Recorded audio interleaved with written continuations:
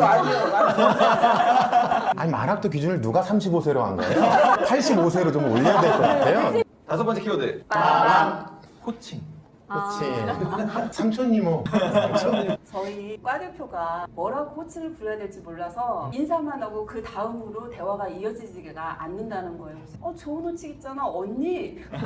근데 사실은 과 대표가 제 딸보다 어리거든요. 언니라고 부르면 되지. 아 그래요? 근데 저희 엄마 괜찮아 언니. 근데 거기까지는 좋았어요. 근데 이제 같은 동기시고 저희 엄마보다 연세가 많으신데 어떻게 불러야 될지 몰라서 할머니라고 부른다고 하는 거예요. 그렇게 부르면 안 되지. 거기도 언니. 젊게 불러요. 네, 언니라는 호칭 참 좋은 것 같아요. 상대방이 들어서 기분 좋은 호칭으로 부르는 게 제일 좋을 것 같아요. 그렇죠. 네. 우리가 고민을 해보진 않았지만 호칭 정리를 한번 할 필요는 있을 것 같네요. 저는 아줌마라고 안 불러줘요. 너무 고마웠어요. 저는 나이가 먹어서인가 택시 타면 교수님이냐고. 저도요. 처음 학교 왔는데 젊은이들이 20-30명이 지나가는데 줄 서서 저한테 다 인사하고 지나갔어요. 학생들이 우리에게 하는 호칭도 있지만 네. 교수님이나 직원분들이 또 우리에게 하는 호칭이 맞아. 또 있잖아요. 네. 선생님이라는 소리를 좀 많이 듣고요. 저도요. 마로씨 이런 이야기도 많이 듣고 아무래도 그런 호칭 때문에 격이 좀 생기는 것 같은 느낌이 드는 거 있잖아요. 삼촌 이러면 정말 포근하거든요. 그 상황에 따라서 조금씩은 우리가 유하게 할 필요는 있을 것 같아요. 근데 호칭은 상대방이 어떤 호칭을 해도 저는 아무 상관이 없다라고 생각을 그렇죠. 하거든요. 네. 삼촌이 됐든 오빠가 됐든 아저씨가 됐든 야가 됐든 상관이 없는데 상대방이 나한테 그렇더라고요. 한 거에 대한 부담을 느낀다. 맞아요. 맞아요. 특히 이제 젊은이들이고 우리는 이제 나이가 있다고 하니까 괜찮아요. 그냥 아무렇게나 부르세요. 그냥 야라고 해도 뭐라고 그렇고 나는 이제 삼촌이라고 해요. 실은 저희 어머니하고 연세가 비슷하거든요. 그래서 하구님 이렇게 하기도 좀 익숙치가 않고 그렇다고 어르신 빼고 다 하셔요. 있잖아요, 누나.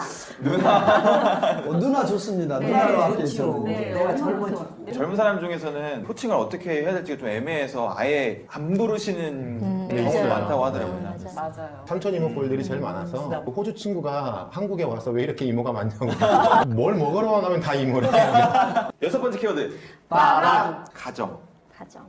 저는 군 제대한 아들이 있고 대학 2년에 다니고 있는 딸이 있는데 배우자의 지지, 자녀들의 지지 이런 것들이 없다면 저희 만학도들은 솔직히 공부하기 힘듭니다. 너무너무 고맙고 소중한 존재가 가정이 아닌가 이런 생각이 들어요. 저는 예전에는 전업주부였잖아요. 그런데 제가 학교를 오면서 공동체적인 작업실이 되었어요. 설거지도 빨래나 청소도 다 같이 너무 좋아요. 일에 대한 부담도 되게 줄고 재미있고 서로를 더 배려하고 생각하게 되고. 저는 밤만 집에서 하다가 학교를 다닌다 보니까 다 좋아하고 남편도 학교 간다고 뭐 어디라도 다 보내주고 그래서 제가 어디 좀 안 좋아할 때 갈 때도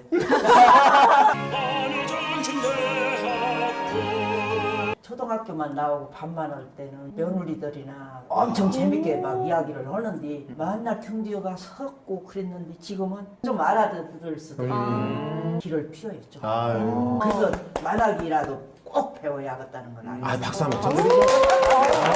저는 여러 가지를 하다 보니까 좀 소홀해져서 사실은 가족들한테 많이 미안해요. 특히 중3 아들한테는 제가 항상 케어를 맡아서 하다가 엄마가 학교를 다니니까 모든 걸 혼자 해야 된다고 말했을 때 좀 미안했었거든요. 근데 문제는 저희 사방님이요. 사업하는 것도 제가 서포트를 함께 하다 보니까 이제 잘 굴러가던 게 제가 이제 학교 공부에 과제 이게 삐끗삐끗하면서 실수가 이제 여러 번 생기니까 요즘은 좀 가정에 소홀한 거에 대해서 미안한데 이 자리를 빌어서 서방님 감사합니다.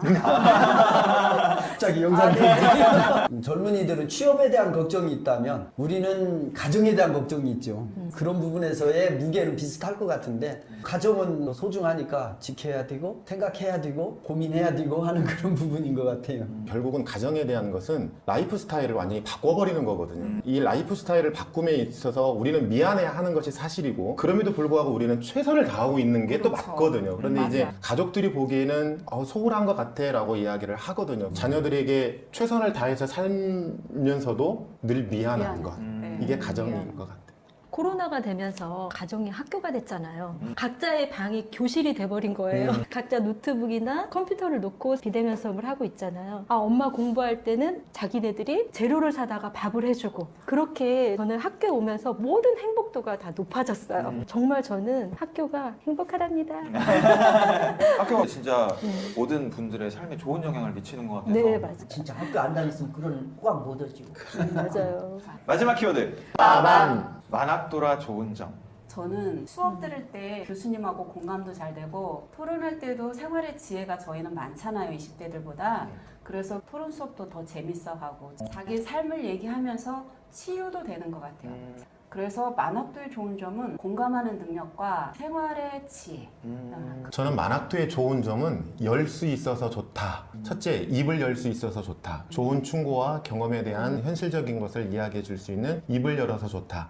두 번째는 지갑을 열어서 좋다. 경제적인 여유가 있기 때문에 네. 후배들이나 학우들에게 맛있는 간식 하나라도. 세 번째는 마음을 열 수 있어서 좋다. 아무래도 부모의 입장이고 사회의 경험이 많다 보니 젊은 친구들의 아픔과 고통과 현실에 직면한 문제들을 마음을 열고 품을 수 있어서 저는 이 세 가지 키워드, 열 수 있어서 좋다. 저도 같은 마음인데요. 줄 수 있어서 좋다. 뭐 하나라도 나이 어린 사람이 윗사람을 주는 거는 좀 어려울 수가 있잖아요. 만학도로서 여유 있게 빵 하나, 사탕 하나, 커피 한 잔이라도 사줄 수 있는 여유가 있고 인생의 문제를 고민할 때 그 고민에서 한 걸음 좀 떨어져서 생각해 보라라고 얘기할 수 있는 나의 여유, 맞아요. 연륜 이런 게 줄 수 있는 게 너무 좋더라고요. 저는 간단하게 만학도는 봉사정신.